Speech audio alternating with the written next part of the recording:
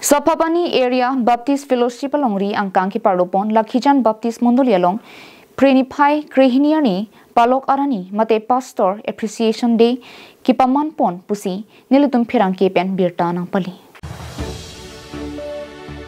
Nilitum phirang kepen ki pachini pon atengke kidamtang parokriser kebra troksir kebra hinianing kan malompen labangso Palok Arani pu chengponsi wangbompen pining anke artaning kan thong kebra ke thom aphong nang chok tanglo.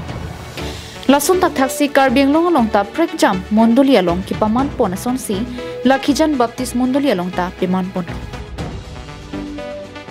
Ada porpai kepa porpen Mondoli chunbang Ranjit Hansi pen mai jipain puponsi Bible angding pi hakhi langponsi mai ke cheng lunijer lun ponsi cheng ponlo.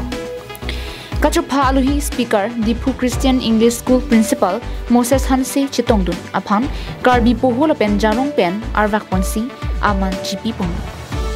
Aduntu Palok Arani Amen pen Pastor Reverend Dr. Arun Terong lapen Jamuel Hansi atumaphan karbi poho arwak ponlo lapen ningkang samanong e pajer ponlo. Aduntu Lakhijan Baptist Mondoli nimarli asong lapen risoning so asong atumpen jumisen alun lun ponsi parjupon. Dikon Laurenti so pen Bible kang ther porhi ponsi arnamalam Moses Hansi pensi klardak jumisen apen ardi dojot alam than ponlo. Jonang ding pike bang ding so crazy aho kiwi pame abangke hempu jisu henlo pupen than paklar ponsi mai misen mi et pen pachun ponlo.